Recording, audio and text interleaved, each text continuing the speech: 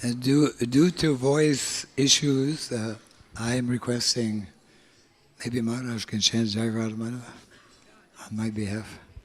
Thank you. Jai Radha Madhava Kunja Bihari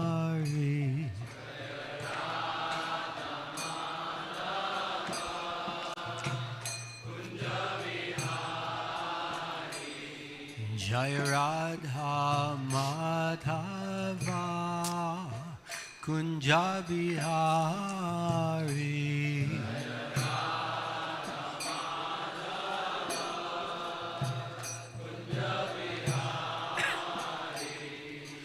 Gopi Janavala Bhagavatam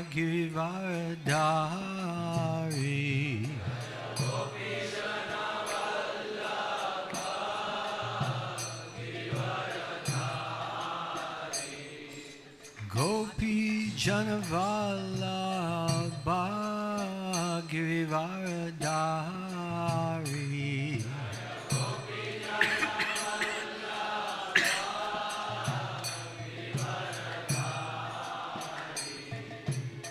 Yashodanandana Brajajana Ranjana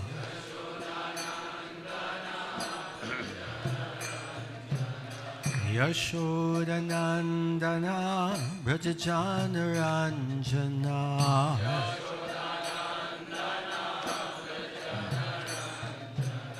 Jamuna Tira Vanachari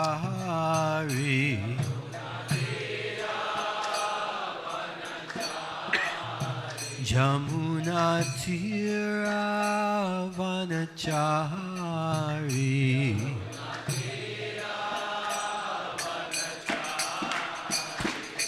Jai Radha Madhava Kunja Bihari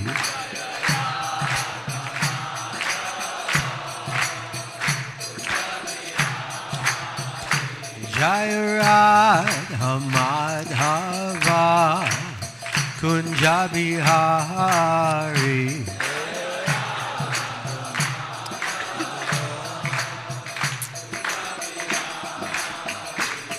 Gopi Janavala Bhagavatam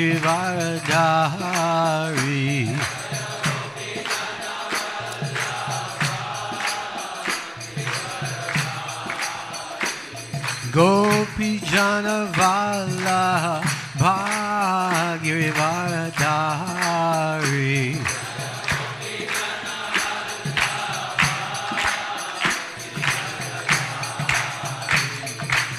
Yashodanandana Brajajana Ranjana Yashodanandana Brajajana Ranjana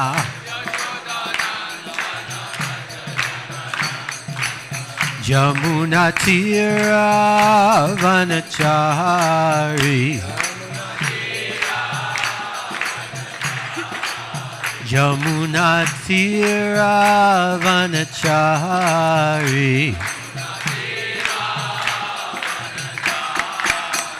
Jai Radha Madhava Kunja Bihari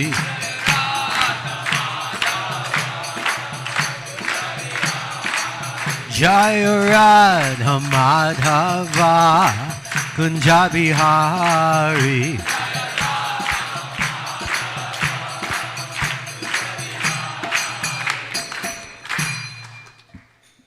Jai Shri Sri Radha Madhava Ki Jayam Vishnupad Paramahamsa Pri Vrajgacharya Stotra Satta Sri Simar His Divine Grace Srila Boy Charanaravindu Bhakti Vedanta Swami Srila Prabhupada Ki Ananta Koti Vaishnava Vrinda Ki ISKCON BBT Founder Acharya's Divine Grace Srila Prabhupada Ki Namacharya Srila Haridas Thakur Ki Samaveta Bhakta Vrinda Ki Harinam Sankirtan Ki Grantaraj Srimad Bhagavatam Ki Jai Nitai Gaura Premanande.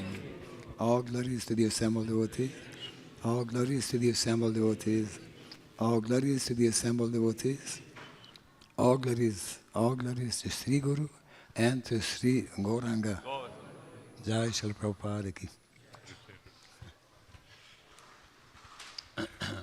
Hare Krishna. His Holiness Bhakti Raghava Swami Maharaj ki.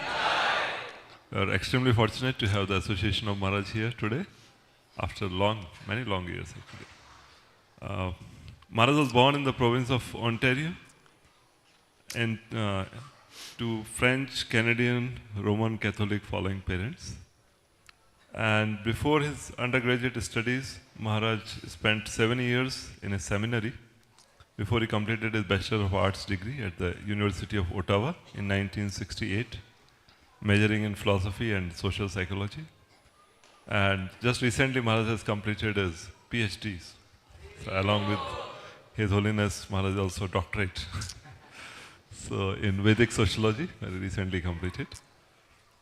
Sociology, right? Sociology? Yeah, not cosmology. Sociology. And the Bhaktivedanta Youth Services, BYS from ISKCON, Calcutta. Radheshampu often quotes that the first youth preacher of India is His Holiness Bhakti Raghava Swami Maharaj. Actually, he was the one who did that concept of going to college and making the hostel, which are now known as bases or voices or choices. Different temples call them differently. But he pioneered and he cultivated many youth in the service of Srila Prabhupada. He accepted the order of sannyas on Gaur Purnima of 1985. And from 1993 till 2000, he served as a co-GBC for ISKCON Canada and as the temple president for ISKCON Montreal. From the year 2001 to 2004, Maharaj was based in Indonesia, where he helped to develop and oversee 6 rural community projects in addition to youth hostels. So as we know that Maharaj is very keenly interested in fulfilling Srila Prabhupada's desire of having Varnashram Dharma being established for our society members. So in that line, Maharaj has started Vedic farm communities at multiple places, and Indonesia is one of the major places. And in the year 2006, Maharaj became involved with preaching activities and community development in Cambodia, where he established an NGO called the Global Varnashram Educational Social Cultural Organization, GLOVESCO. Global Varnashram Educational Social Cultural Organization, and is spearheading a rural community called Yashodapur Ashram. So that's happening in Cambodia. It's a very good flourishing project. And same year, that means in the year 2006, Maharaj was able to return to India after a long absence of 13 years and spearheaded a rural project in South India called Sahyadri Shri Krishna Balram Kshetra, SSKVK. And from this place, there are multiple courses on Varnashram College which have been introduced for different devotees. He was instrumental in establishing the National Varnashram Development Committee for India in the year 2007. And in November 2009, he was appointed as National Minister for Devi Varnashram Ministry. Maharaj is still continuing in that role and is promoting rural development in India. Maharaj has concentrated his preaching mostly in Asian countries such as India, Indonesia and Cambodia. He travels extensively and holds seminars promoting the Varnashram mission. He has authored several books such as Make Vrindavan Village and Varnashram Education. You know, Vrindavan is a village. So ultimately, you know, whether we are city people or whatever, we have to become a villager if you want to go to Goloka. Maharaj is leading us in that and is guiding us in that, and his motto is simple living and high thinking. So we have high thinking, but our living has also become a little complicated. So Maharaj is aiming at simplifying it by giving all of us an opportunity to experience, you know, the Vedic life through the project he's running and through his guidance and training. And many of Maharaj's disciples are actually assisting Maharaj in propagating the teachings of Varnashram Dharma and establishing a simple life. In our ILEADS programs, ILS program, many of them give seminars on how we can live simply, and they are exemplifying it. They're living simply, growing their own food and making their own clothes. So they're teaching back how to be self-sufficient and sustainable in the modern times also. We are very happy that Maharaj has taken out his valuable time and is here in Pune and the related areas for almost a week. And today is here, tomorrow also, and after that he's traveling to all the different satellite centers, especially the villages where where many sannyasis don't get time or don't prefer to travel. But Maharaj is very down to earth. He goes to the villages and speaks to them, inspires them. And now for 1 week, Maharaj will be in a tour to all the different preaching centers, rural preaching centers near our farm and the southward and other places. So very grateful, Maharaj, that you inspire us. And it's a rare opportunity to have Srila Prabhupada disciples here in the temple. And let's welcome Maharaj very enthusiastically, very warmly by loudly chanting the Hare Krishna Mantra once.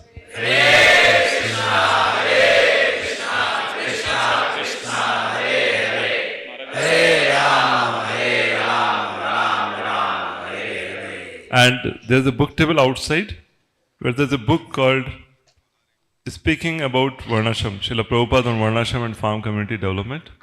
So this is a book which is compiled on Srila Prabhupada's teachings and his quotations in the lectures, in the conversations, sometimes in the letters. It's all at one place. So it's very, very, helpful because there's a lot of confusion about what actually Varnashram is. So let us hear from Prabhupada directly. So this book is available at the book table outside. After the class, you can have a look and you can buy one of the copies and Maharaj will personally sign this copy here. Hare Krishna. Hindi translation 89.7 पर हो रहा है जो लोग यहाँ बैठकर सुन रहे हैं और नीचे भी हो रहा है और नीचे भक्तिवेदांता हॉल में भी हिंदी अनुवाद इस प्रवचन का हो रहा है तो आप वहाँ बैठकर भी सुन सकते हैं हरे Krishna Hare Krishna. Thank you, Prabhu.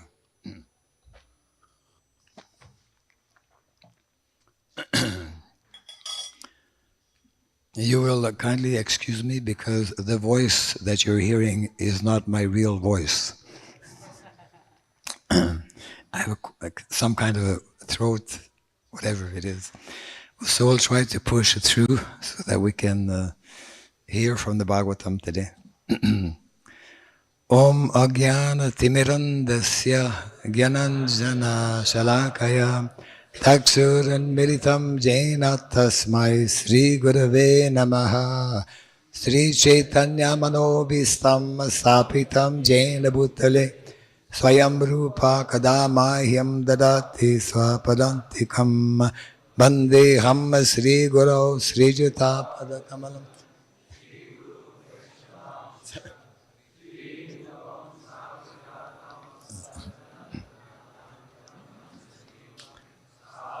Tam Savadutam Parijana Sahitam Krishna Chaitanya Devam Sri Radha Krishna Padan Sahagana Lalita Sri Liveiskconpune Hey Krishna Kruna Sindhu Dinabandho Jagatpate Pesha Gopika Kanta Radha Kanta Namostute Tapta Kanchana Gaurangi Radhe Vrindavaneshwari Vrishabhanu Stuti Devi Pranamami Hari Priye Vansakalpa Taribhascha Kripa Sindhu Vyaivacha Patitanam Pavanebhyam Vaishnavebhyo Namo Namaha Narayanam Namaskritya Naram Chaiva Narotamam Devim Saraswatim Vyasam Tato Jaya Mudirayat. Before reciting the Srimad Bhagavatam, which is our very means of conquest, let us first offer respectful obeisances unto Narayana, the Supreme Personality of Godhead, unto Narayan Rishi, the supermost human being, unto Mother Saraswati, the goddess of learning, and unto Srila Vyasadeva, the author. Nasta prayasya badreshu Nityam Bhagavata Sevaya Bhagavati Tamashloke Bhaktir Bhavati Naistiki.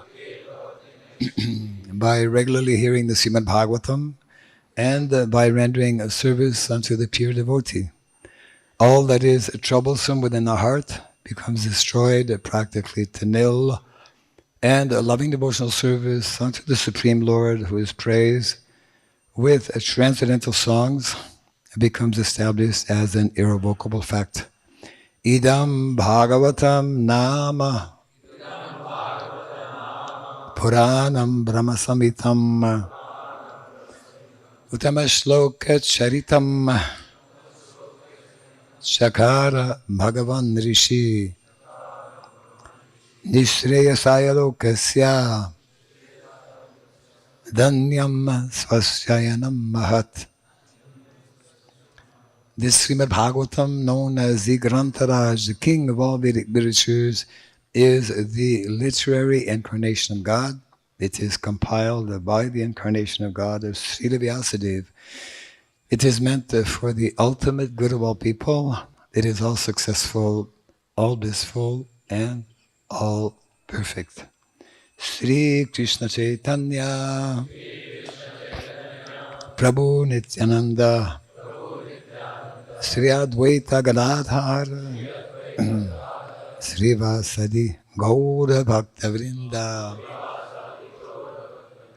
Hare Krishna, Krishna Krishna, Hare Hare, Hare Rama, Rama Rama, Hare Hare. Om Namo Bhagavate Vasudevaya. Om Namo Bhagavate Vasudevaya. Om Namo Bhagavate Vasudevaya.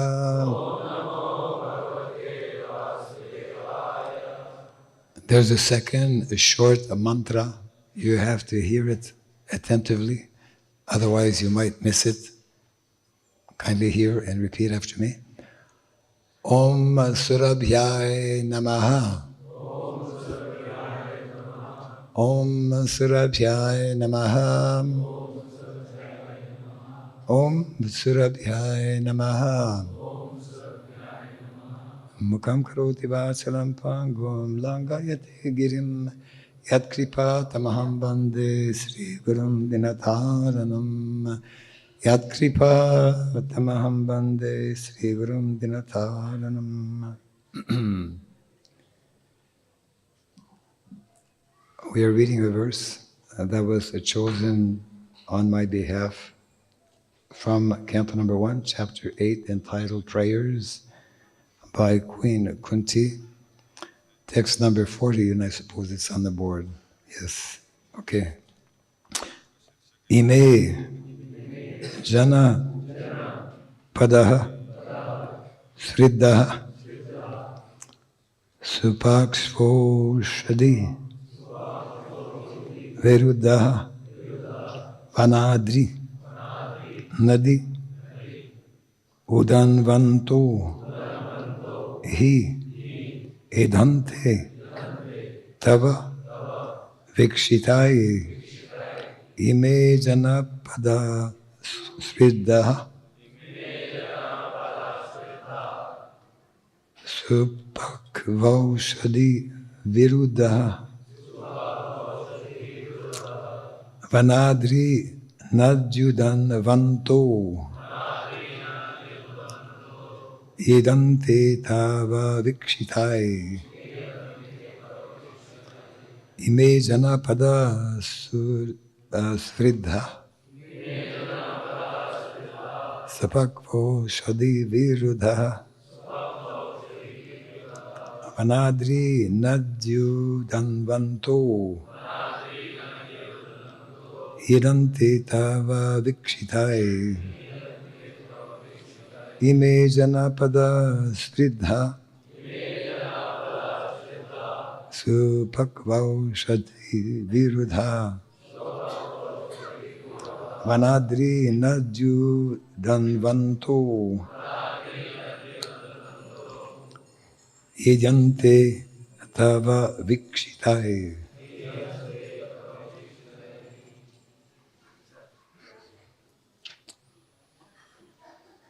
Ime Janapada Suvita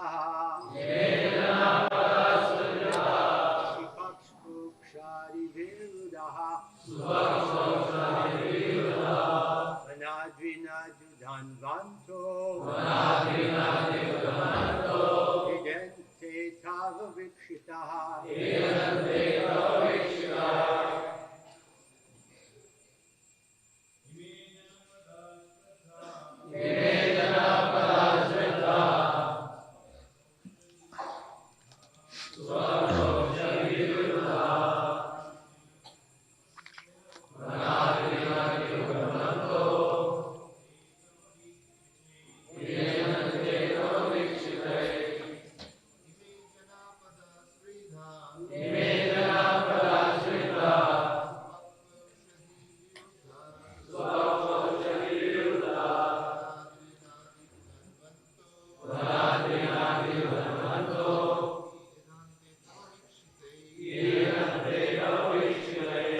Ladies, Motherjis.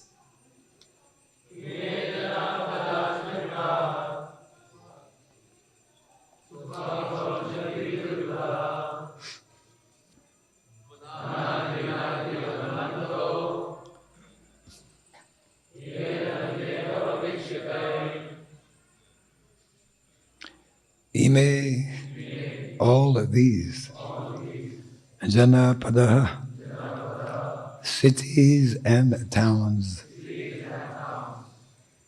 Sriddha, flourished,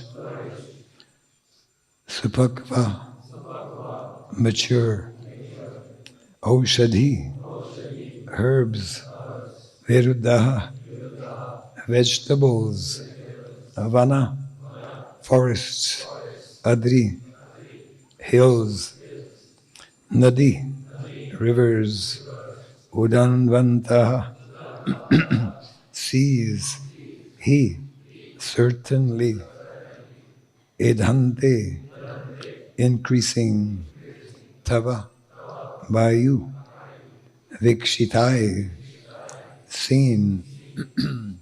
Translation and purport by His Divine Grace A.C. Bhaktivedanta Swami Srila Prabhupada Ki. All these cities and villages are flourishing in all respects because the herbs and grains are in abundance. The trees are full of fruits, the rivers are flowing, the hills are full of minerals, and the oceans are full of wealth. And this is all due to your glancing over them. Just to situate the text, as the title indicates, it is Queen Kunti who is offering wonderful prayers to Lord Krishna, expressing her concern or anxiety that the Lord will soon be leaving. And without the presence of the Lord, things may become inauspicious. So kindly repeat after me the translation. All these cities and villages are flourishing in all respects because the herbs and grains are in abundance. The trees are full of fruits. The rivers are flowing. The hills are full of minerals. And the oceans are full of wealth. And this is all due to your glancing over them. Purport. Human prosperity flourishes by natural gifts and not by gigantic industrial enterprises.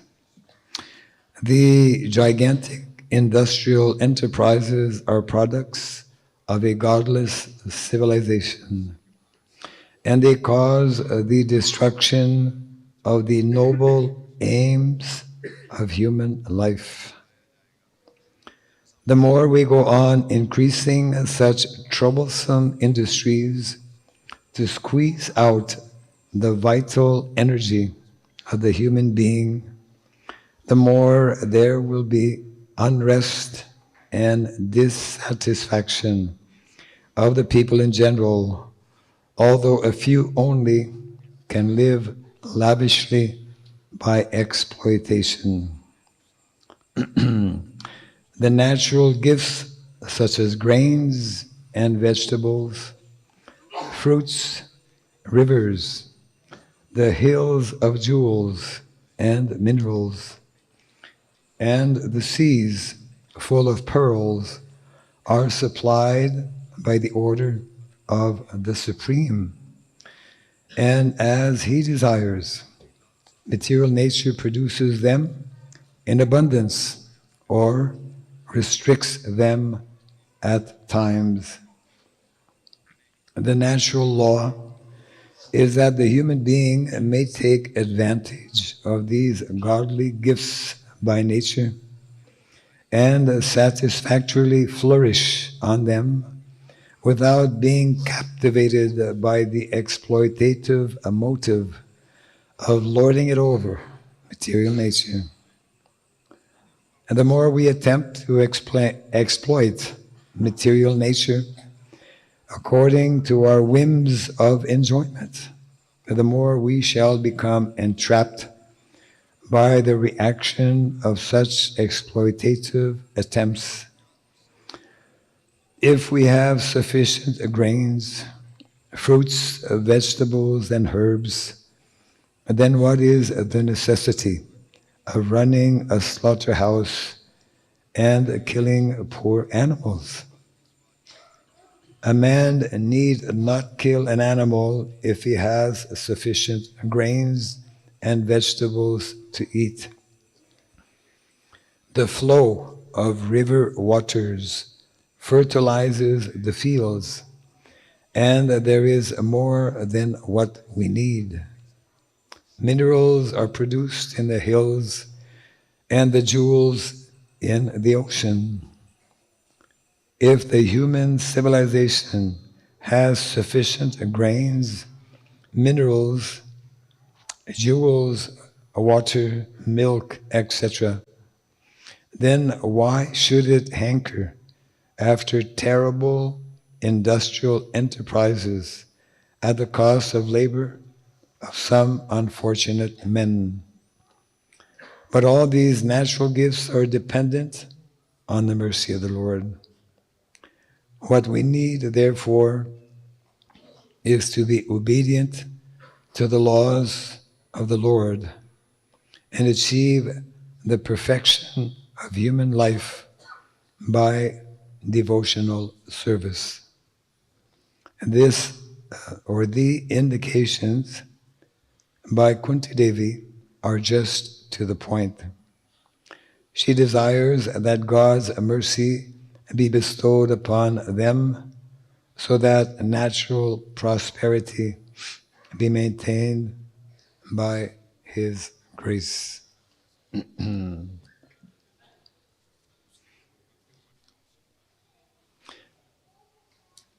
This is one of the classic purports, we could say. Well-known purports, well-known texts by Queen Kunti Devi, referring to something that all of us, especially those who are devotees,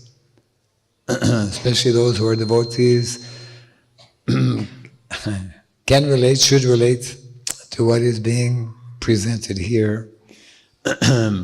Laws of nature. In the purport, Srila Prabhupada is referring to the laws of nature. And dharma actually means the laws of God, isn't it? Laws of God are never man-made. Dharmam tu sakshat bhagavat pranitam. They are created by the Lord. The Lord is perfect, and therefore the laws of God are also perfect. And it is primarily our duty and responsibility in the human form of life. It's not possible in other forms. It is our primary responsibility to learn these laws of God, to understand actually what is dharma. We are, after all, identifying ourselves as followers of Sanatana Dharma. We've all heard the word Sanatana Dharma. So dharma, which is based on eternal principles, eternal concepts. Eternal means unchanging. Just like in the Bhagavad Gita, the 5 tattvas. The 5 tattvas are presented in the Bhagavad Gita, unchanging, eternal tattvas, isn't it? Ishvara, Jiva, Prakriti, Kala, Karma. These never change. The same in the Bhagavatam. Our acharyas actually focus on tattva. Unless we understand what is tattva, We cannot properly deal with neither the material energy nor the spiritual energy. The modern day society has developed in such a way because of godlessness. It is largely devoid of spiritual understanding and also blatantly devoid of material understanding. Otherwise the planet and the whole world would not be in the kind of horrible situation that we find it today. So in other words, as devotees, we have a dual responsibility to understand what is the topmost tattva, topmost level of spiritual knowledge. In other words, what is spiritual swadharma? Our acharyas and the Shastra speak about spiritual swadharma on one side and of material swadharma. We generally focus more or are possibly more conversant with spiritual swadharma. And we quote many verses which are all of course bona fide. Jive swarup hoy Krishna nityadas. Mamai vangsho jivaloke jiva bhuta sanatana. So many verses explaining the nature of the Atma, living entities. But we are much less, and this is one major, I would say, flaw or defect in modern day society, and a kind of a weakness, I would say, possibly even a flaw, amongst those who are meant to promote and preach actually the principles of Dharma. In other words, as devotees, not only are we meant to be proficient in terms of spiritual swadharma, we are also meant to be proficient and knowledgeable, and also we are meant to demonstrate by practical application, by example, what is material swadharma. And of course this verse is very much referring to this. In many places, Prabhupada speaks about how modern day civilization is a killing civilization. Has anyone ever read this or heard this from Srila Prabhupada? Raise your hand. Yeah. Okay, not enough of you have heard it. Many times Prabhupada explains how due to actually deviation, major deviation, modern day so-called development is actually largely a major deviation from what is meant to be the norm. And this is like a crucial, it is extremely important for us as devotees to understand this dimension, this aspect of Dharma. And generally we have, well, let's just look around and see what we are displaying, what we are showing, what the majority of our devotees, how they are living, how they are, what is their occupation, what is their lifestyle. Vedic, Srila Prabhupada, he wanted that we introduce Vedic lifestyle. He wanted that we revive Vedic culture. Vedic culture is also an eternal culture, because Vedic culture is based on the tattvas, again, unchanging. So most of us, we may have heard it, but most of us don't really understand or don't realize that Vedic culture is largely what is called an agrarian culture. An agrarian, for those who may be less familiar with the term, because it's less heard of in cities, it's referring to country, isn't it? Vedic culture is a cow-based culture. Vedic culture is a land-based culture, which is what Queen Kunti is making reference to here. She is explaining that, my dear Lord, now you will go away. When you will no longer be there, then the gifts that are there in nature, we may not they may not continue. In other words, when we disconnect ourselves with Krishna, when we disconnect ourselves with the laws of nature, both spiritual and material, then that opens the door for all kinds of chaos, chaotic condition. So in other words, sometimes we hear the expression that, Krishna consciousness, we have the spiritual solution to all the problems, which is true. But we tend to forget, or we may not be aware, in addition to having the spiritual solutions to all the problems of the world, we also have the material solutions. How we should be living, what kind of lifestyle, so in other words, most of us may be less familiar or understanding that this whole modern civilization, Prabhupada spoke about this quite extensively. One devotee one time was discussing how, the whole chaotic situation in which the world finds itself has been going on for a long time. Prabhupada corrected him. No, it's quite recent. It's only since the last 200 years. We have to study history. Since the days of the Industrial Revolution and the French Revolution, this is when we have started the major deviation that we are now on, and that we are part of in many ways, because it's so powerful and so prominent, and we are all, as devotees, we're caught up actually in this major deviation. So Srila Prabhupada's plan, and that ultimately is also Lord Chaitanya Mahaprabhu's plan, it is Krishna's plan, to bring us back, isn't it, to what is meant to be a more simple, natural way of living that will automatically, directly facilitate, and to use a term that Prabhupada mentions actually in the first canto of the Bhagavatam, the system, the natural system, the natural material laws of nature which are known as within the system of varnashrama, are given to mankind, or created by Krishna, given to mankind to accelerate, Prabhupada uses that term, to accelerate our ability to develop spiritual qualities. Amazing statement that how we live, what activities we do, what profession we take, how we interact with others, how we interact with nature.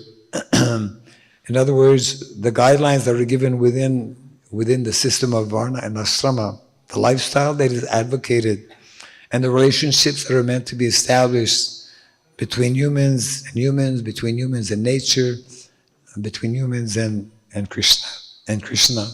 The more we understand what is Krishna's plan, what is Krishna's system, the more we follow and apply, then this will help us more quickly actually to attain our primary goal and objective of life, which is self-realization. So therefore, Srila Prabhupada spoke about 50% of his mission that was yet to be fulfilled, which we are kind of forgetting about. And one of the important instructions given by Srila Prabhupada over 50 years ago was that in every single temple, every single project that we have, we should introduce and establish a Varnashram college. Because most of us have, especially in the Western countries, we know nothing until we met, Srila Prabhupada and Prabhupada's devotees and Prabhupada's books. Vedic culture is practically non-existent. Now, of course, it's being introduced. So there's a need to educate all of the elders. Elders means those who are not young children. Anyone who is a teenager or older needs to be systematically educated in the traditional Vedic sciences. The Vedic sciences are the foundation, actually, of the Vedic culture, and they are largely unknown to the vast majority of us, because how many of us have gone to Gurukul, for example? Did I see one hand?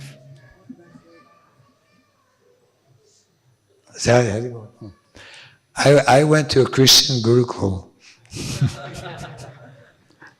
When I look back now, I of course consider that as a great fortune. Because when I was 13 years of age, one a Christian Brahmana, one priest,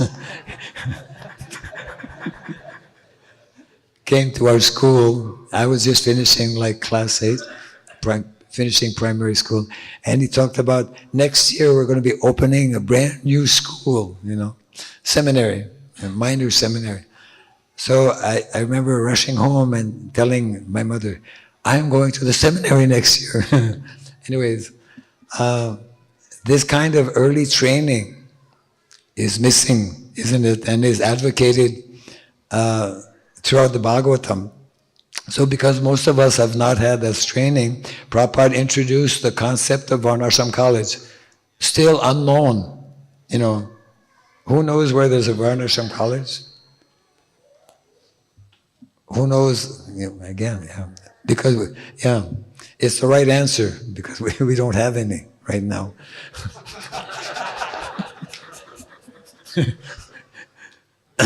Nobody can dare lift their hand, because actually there are no Varnashram colleges. So, Prabhupada said, immediately establish Varnashram college, 50 years ago. Kali Yuga, we are slow indeed,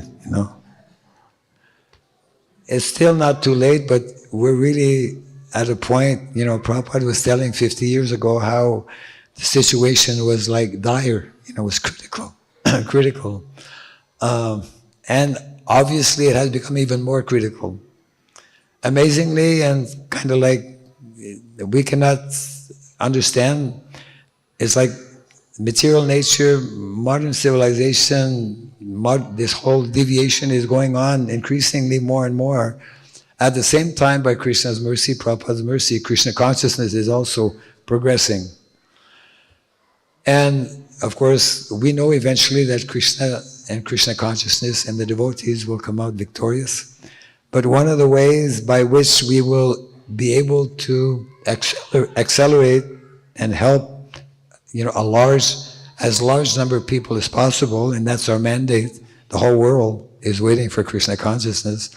We have to follow, we have to know, we have to learn what is Krishna's system, isn't it?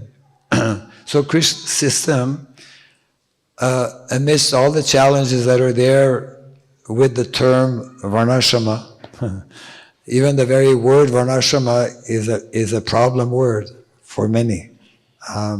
Because it's been battered around, it's been like exploited and whatnot for centuries, not just a few years, not just a few decades, but for centuries.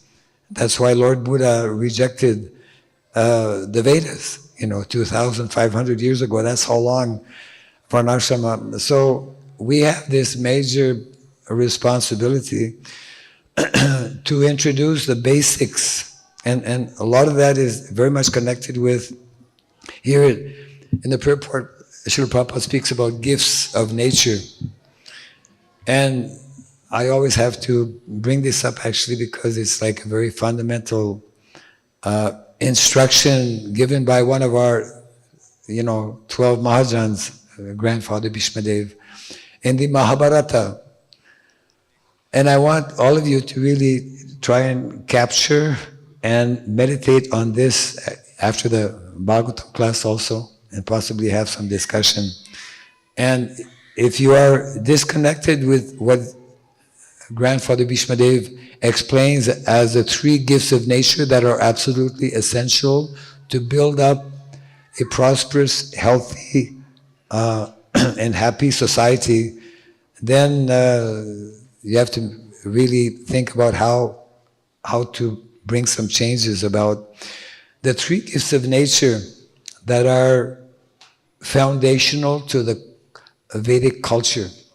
They are actually three mothers. And we know how it is so important to have mother. Actually, it's important to have mother and father. Modern day civilization now is at a point where, that was a statistic I dug up a few years ago, probably changed, but I was reading how over 50%, I mean, this is like an indication of how degraded the situation has become. Over 50% of children in North America, that includes US, Maharaj, and Canada. I'm not picking on the US. US and Canada, but mostly in the US actually. But over 50% of the children don't know who their father is. Born out of wedlock. When a child doesn't have a mother and a father, he cannot grow up properly. He will be emotionally disturbed. So this is we have reached the peak of varna sankara, at a peak, we could say, and therefore, largely because of deviation again from these laws of nature, deviation, I would say, from varnashrama, deviation from these three gifts of nature. Okay, and the first gift of nature is actually mother cow, and because actually in the Vedic culture, everyone, not just the Vaishyas, everyone is meant to be living with and interacting with mother cow. That's Krishna's most genius plan, we could say.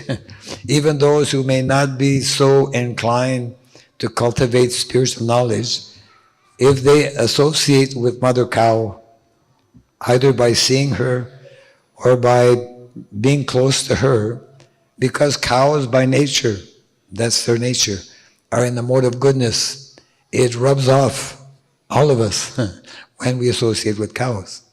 One of our devotees in California, he has a Goshala, Sri Krishna Purushottam Prabhu. I'll give a little plug for him here.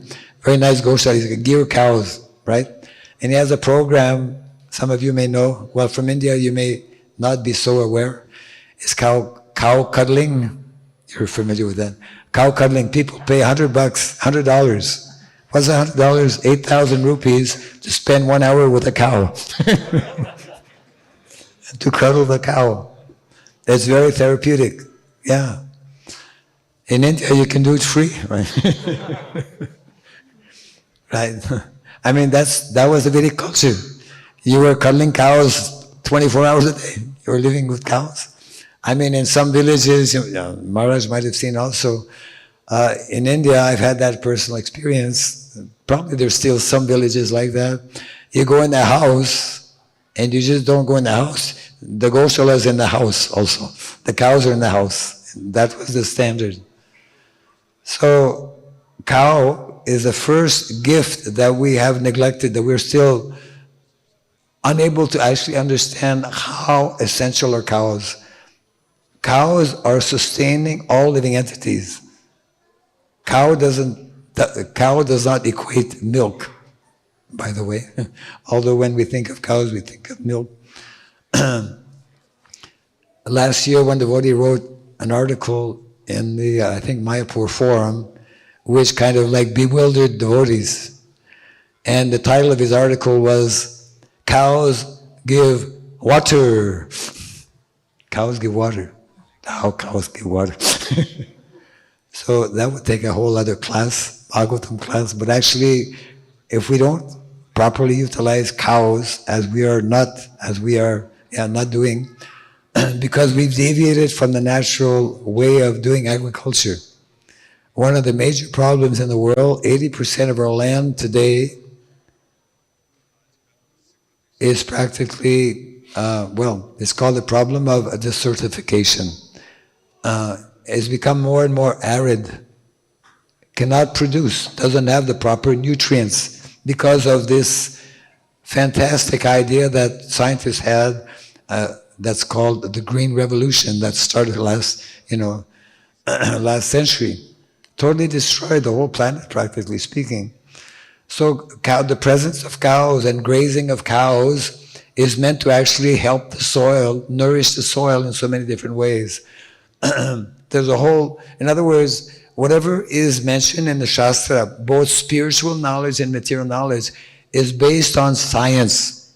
If you want to know about science, read the Bhagavatam, read the Vedic literatures. That is real science. Yeah. So we have forgotten these basic principles. So the first gift, Prabhupada says in the light of the Bhagavat, those who are serious about bringing proper solution to the ever-increasing problems of modern-day society, what should they do? They must first give their attention to the proper protection and care of cows. First attention, isn't it? Are we doing that? We're not doing that.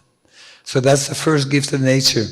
When we become disconnected with cows, it is definitely going to happen. We will become disconnected with Krishna. Yeah. Second gift of nature is land, Mother Nature. Mother Nature, we get all of our necessities of life, isn't it? Sarva kama dugamahi. That's another important instruction. There's so many in the Bhagavatam.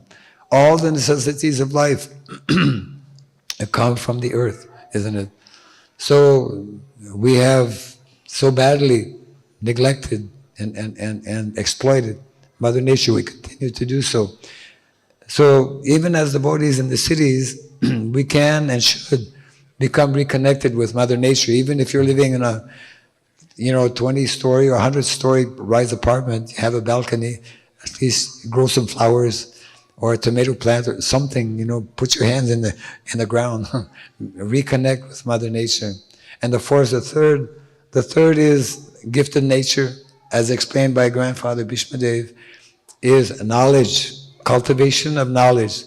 And this is important for those who are meant to be brahmanas within our ISKCON society. Brahmanas are meant to cultivate not only spiritual knowledge.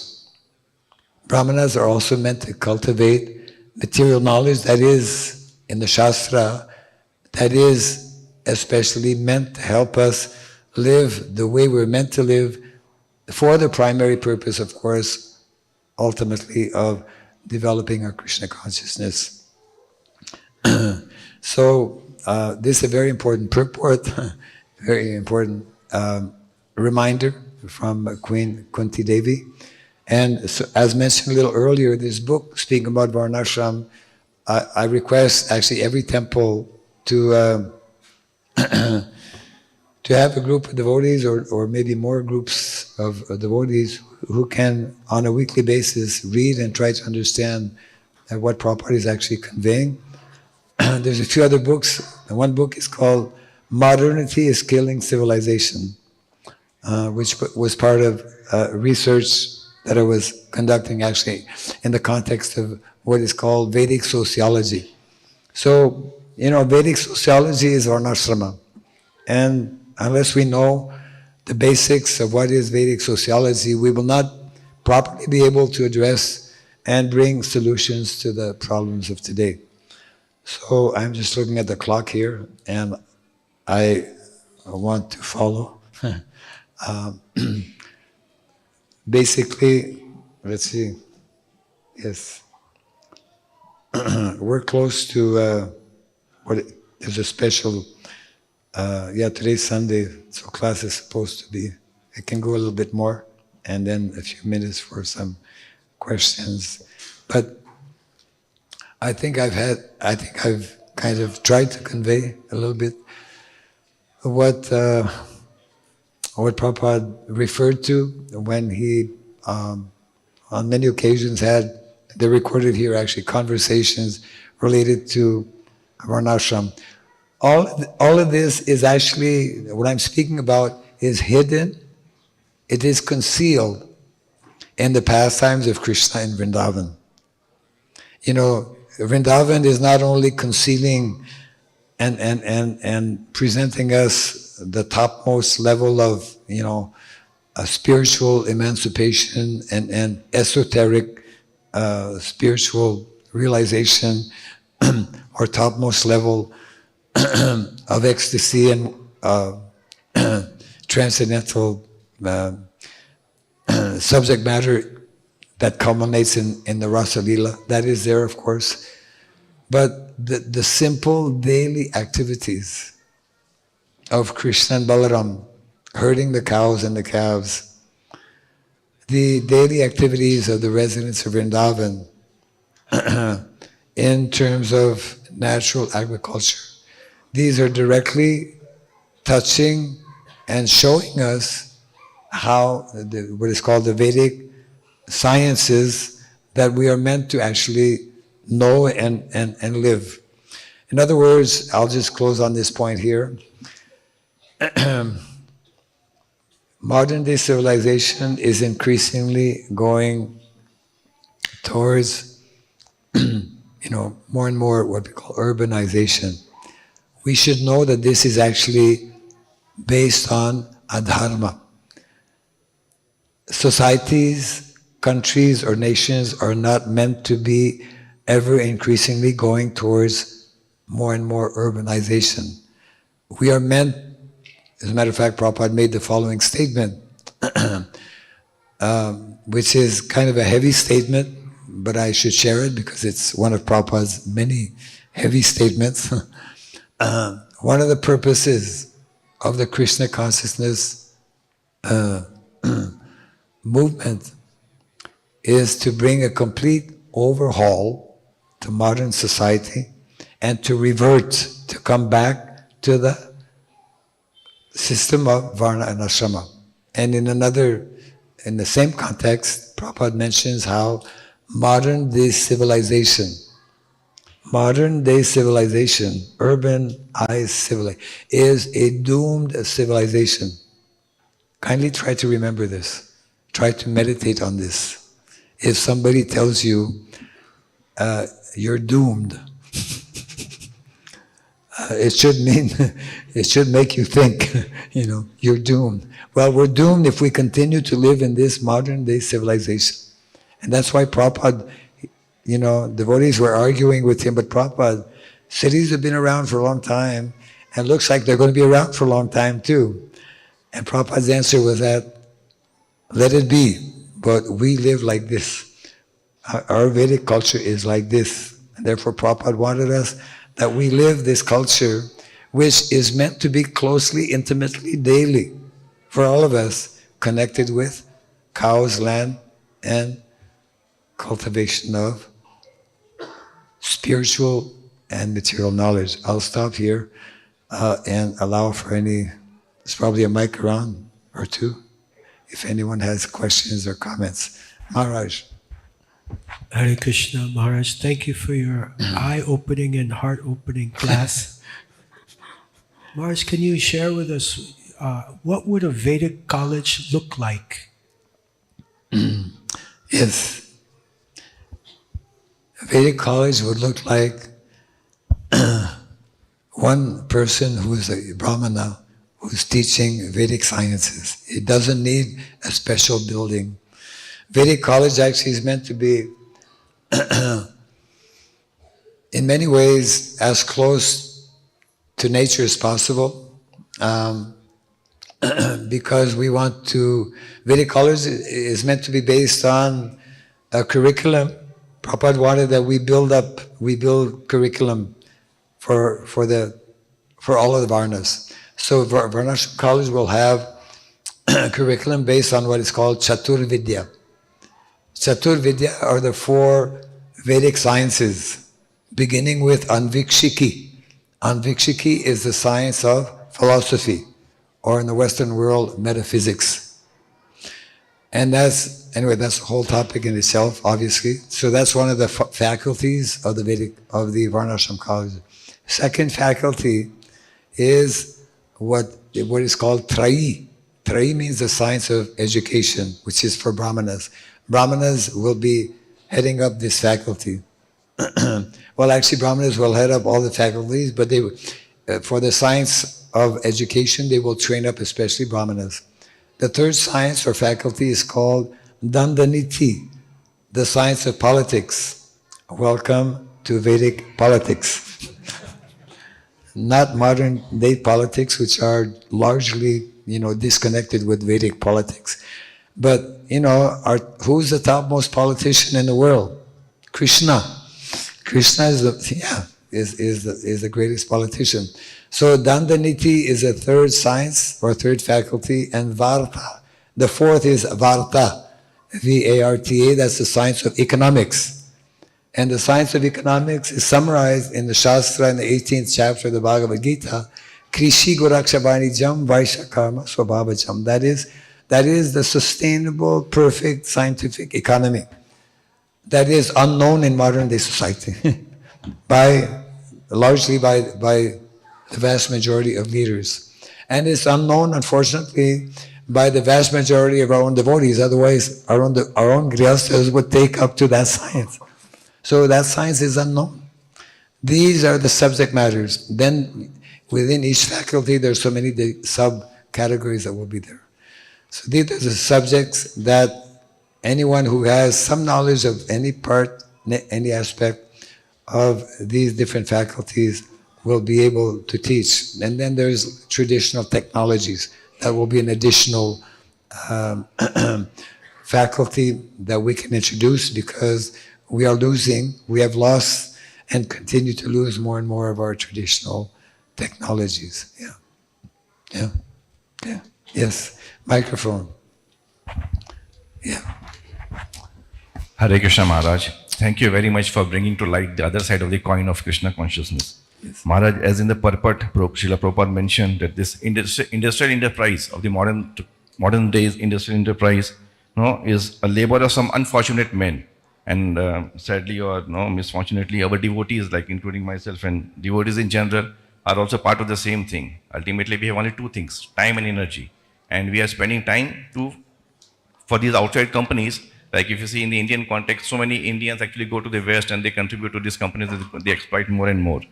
And you also highlighted, Maharaj, that how are we living, what is our occupation, what is our lifestyle, and how can we accelerate to this ideal varnashram. So my Maharaj, the main question is actually, even as devotees and grihasthas, we are working for somebody, and that somebody is mostly these companies who are actually demoniac and they are doing all this, right?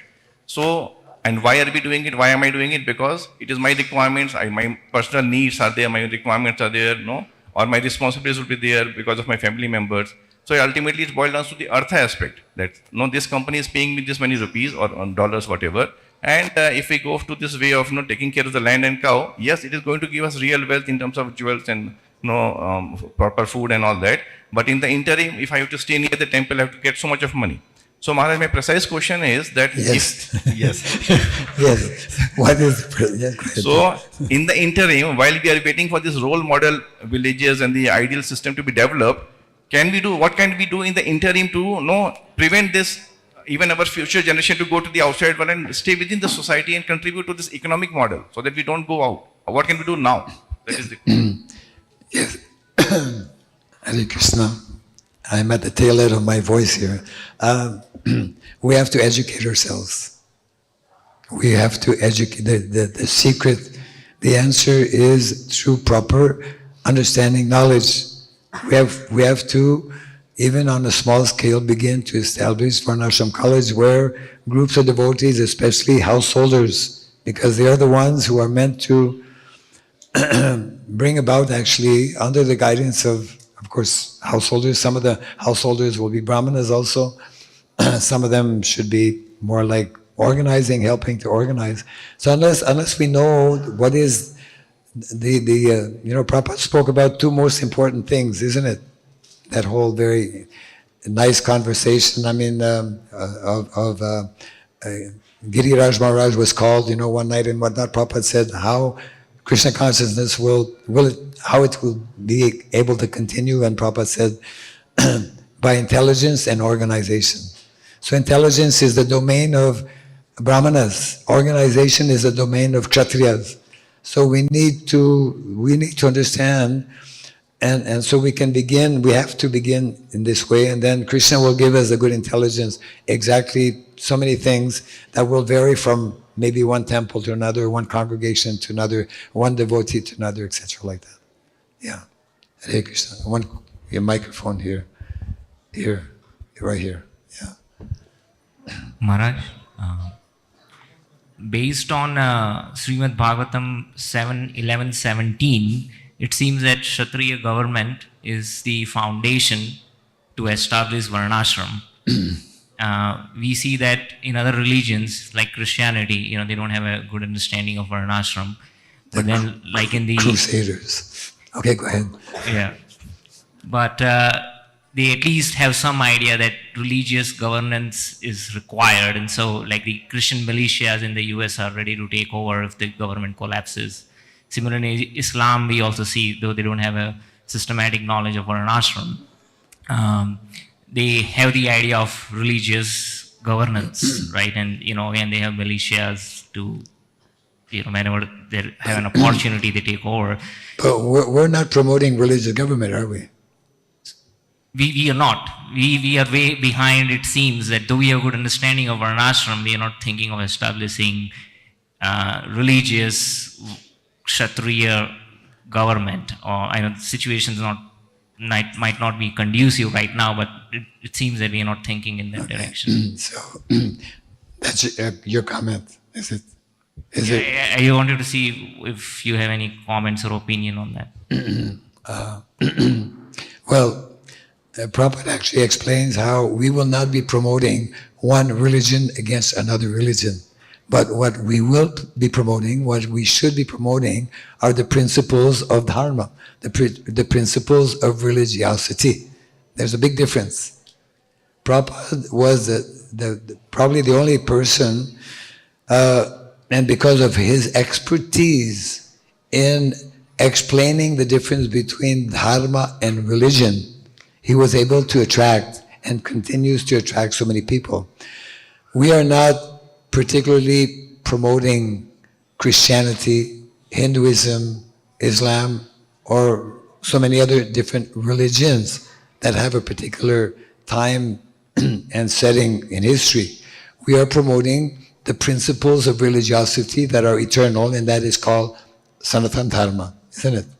So this is something that cannot be understood immediately by ordinary people, even people in political positions. But that's part of our challenge. That's part of our duty and responsibility. No government in the world will be successful unless it is based on principles of religiosity. And, that's when we think about it, who did Krishna speak to? He spoke to a politician. He spoke to a Kshatriya. He spoke to Arjuna, Raja Rishi.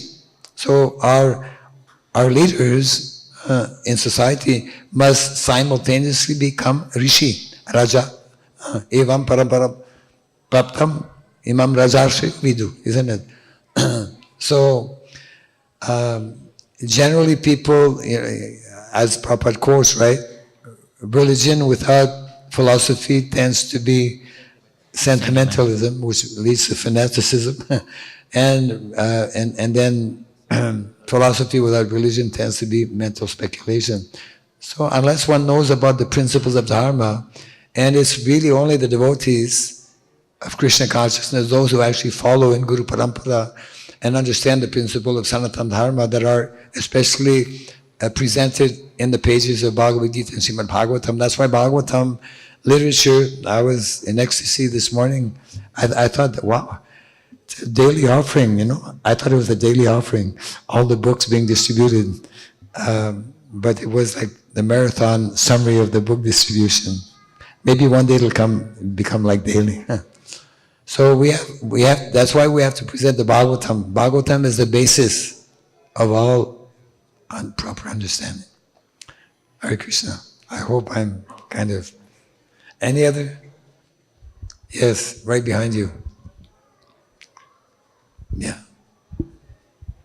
Hare Krishna Maharaj for the wonderful nectar. Maharaj, just wanted to get some clarification and insights about many a times when we speak of going and staying in farms with nature, it's very soothing and joyous for us to stay in nature, aligning ourselves with the nature. But this question also arises. But yeah. This question arises that if everyone goes and stays on farms, then how will preaching take place in cities, in the urban areas? That's why you have to read this book. Prabhupada's plan was as follows. It's nicely explained in the introduction. We established temples, just very briefly, we established temples in the city because more and more people are in the cities. And in the cities, people are more and more fallen because, motive, passion, and ignorance prevail largely. So we established temples in the city for two reasons. One is to train people in the cities for two purposes. One purpose is to actually continue preaching in the cities, and the other purpose is to train individuals to leave the cities, to go in the country. Yeah, that's the 50% that's missing. Yeah, yes. Prabhupada did not want that we all just be nicely, comfortably, continuing in the cities. He wanted us to take up and revive the village, the culture, Vedic culture, which is again a village culture. Empires have come and gone. Generally, empires last for 200 years. And the American empire is about 200 years. So we're at the tail end. Prabhupada said the motor industry will go on for about 50 years. I think he said that in 74 or 75? Make a quick count. We're at the tail end of this modern civilization. And unless we snap out of it, unless we begin to understand what is taking place and what is not taking place, then we will be in a bad situation. So kindly read this book. We have a ministry here in India. India is the only country that has a ministry on Varnashram. That was established in 2009, and when actually I stepped down from being the minister a few years ago. So there are two ministers right now, co-ministers. One is Basu Ghosh, who is a well-known personality, I think all over the world, maybe in the heavenly planets also. And there's Venugopal, who is maybe less known. But Venugopal is also co-minister. He's based in Mayapur. So kindly connect with the ministry to know more about. And in this way, we need to educate ourselves. And definitely there's some major changes we can make. We're not simply interested in establishing farms. Farms are meant to be a stepping stone to establishing villages. Villages are the norm. Villages are the norm. And our model is Vrindavan, even now in some places, you can still, probably it's quite rare, find villages that were similar to what they were 5,000 years ago. The whole thing has been destroyed since the days of, we can't just blame the British. The British are part of the whole modern, industrial revolution that has taken place. But it's since that time that we have been destroying our villages. India used to have, 7 lakhs of Gurukul, 700,000 Gurukulas, practically in every village. In India, there used to be Gurukul. So part of our mission, part of our responsibility is to reintroduce, reestablish. Without Gurukul, Vedic culture cannot be established. Without Varnashram College to teach us the importance of Gurukul, village culture cannot be reestablished, and without knowing about establishing Vedic villages, Vedic culture will be lost. And I think our time is exhausted. Okay, one last quick question. Microphone can be here. Mic. Yes, coming. It's very good. Thank you, Maharaj, for wonderful class. Actually, I'm reading your book, this book, and I am connected with Navanandagram farm community in Gujarat. Okay, very So, nice. what you are speaking, really, 3 gifts you mentioned. Really, we have to appreciate these 3 gifts: cows, land, and Knowledge. knowledge. So, I am connected with one farm community in Gujarat, and they are happily living. There is one Gurukula. Whatever Maharaj said, we are staying in cities, and we are struggling. We are distributing books. Okay. In that books, what is written? Simple living and high thinking. We have to chant 16 rounds. We are spreading this message. We are preaching this message.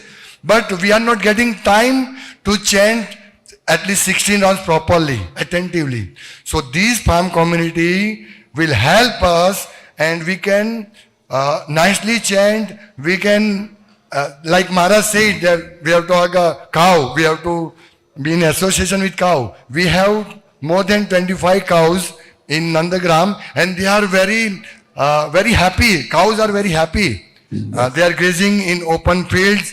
So, this is real practical. What Maharaj is struggling, and he is doing this farm community since more than 20 to 25 years in South India. So we are following Maharaj, and this is nice book. You should read. And if you can, if you want, yes, sorry. I'm just saying that this was not a setup, you know.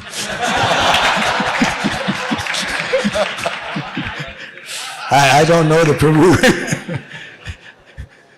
It's spontaneous. Yeah. Hey, you have 1 more minute because of the time. Okay. So this book, it is in English, but if someone wants in Hindi, we have these books, and we should distribute these books. Every day I am reading 1 page of this book. Yes. It should be in Hindi, it should be in Bengali, it should be in Marathi, it should be in all the local languages in India. Yes. Thank you. Jai very Shri much. Prabhupada ki. Jai. Jai Srimad Grantaraj Srimad Bhagavatam ki. Jai. Jai Samasta Gaur Bhakta Vrinda ki. Thank you, Prabhu. परम पूज्य भक्ति राघव स्वामी महाराज की। So, ये हमारा बहुत ही परम सौभाग्य है कि महाराज जी गौ माता, भू माता और सरस्वती माता के बारे में ये सुंदर ज्ञान देकर किस प्रकार फार्म कम्युनिटी में डेवलपमेंट होना चाहिए, किस प्रकार वर्णाश्रम आगे लेके जाना चाहिए, उसके बारे में बहुत सुंदर मार्गदर्शन करते रहते हैं। आइए हम महाराज जी को अपने पारंपरिक पद्धति से धन्यवाद देंगे 3 बार हरि बोल बोलकर। हरि बोल, हरि बोल, हरि बोल। परम पूज्य भक्ति राघव स्वामी महाराज की। तो ये हमारा परम सौभाग्य है कि महाराज कल भी एनवीसीसी में श्रीमद् भागवतम का क्लास देने वाले हैं। आने वाले मंगलवार और बुधवार ये 2 दिन में हमारे बीच में उपस्थित रहेंगे श्रील प्रभुपाद जी के वरिष्ठ शिष्य परम पूज्य त्रिविक्रम स्वामी महाराज। मंगलवार और बुधवार के दिन त्रिविक्रम स्वामी महाराज मंदिर में श्रीमद् भागवतम का क्लास देंगे। आने वाले शनिवार को 25 तारीख को एकादशी है, 26 तारीख को पारना का समय, मतलब रविवार के दिन पारना का समय 7:09 से लेके 10:55 तक होगा। जिस प्रकार एक महत्वपूर्ण अनाउंसमेंट है, जिस प्रकार हमारे मंदिर में वानप्रस्थ आश्रम का एक अलग ग्रुप पर हमारे मंदिर के अध्यक्ष राधेश्याम प्रभु जी के मार्गदर्शन में एक स्थापित किया गया है, जिसके बहुत रेगुलरली लेक्चर्स होते हैं। इसी प्रकार अभी वरिष्ठ माताओं के लिए भी एक ग्रुप हमने फॉर्म किया गया है। इस ग्रुप को लीड करेंगे हर ग्रेस जानवा माता जी। और ये जो वरिष्ठ माताओं का जो ग्रुप है, उनका आज पहला लेक्चर जानवा माता जी के द्वारा नीचे भक्ति वेदांत हॉल में दोपहर को 11 बजे से लेकर 12 बजे तक से होगा। तो भक्तों का निवेदन है, स्पेसिफिकली माताओं को, कि जो माता वरिष्ठ है उन्होंने जानवा माता जी के एसोसिएशन का लाभ उठाना है और आप इस ग्रुप में ज्वाइन करना है। आने वाले 2 तारीख को सबने नोट करना है कि हमने जो बुक मैराथन किया था नवंबर दिसंबर महीने में, उसका जो प्राइज डिस्ट्रीब्यूशन अवार्ड सेरेमनी है वो आने वाले 2 तारीख को होने वाला है। तो ये प्रोग्राम के लिए आप आपका दिन बचा के रखिए। उस दिन हमारे बीच में परम पूज्य गुरु प्रसाद स्वामी महाराज आने वाले हैं। हरे कृष्णा। अभी यहाँ महाराज जी का किताब है संकलित किया हुआ, जिसका नाम स्पीकिंग अबाउट वर्णाश्रम, तो ये यहाँ उपलब्ध है, उसका मूल्य 250 रुपए है। तो आप जिसको लेना है तो आप महाराज जिसके ऊपर सिग्नेचर कर सकते हैं, और इसके बाद सभी के लिए महाप्रसाद। अपने सर्वरक्षण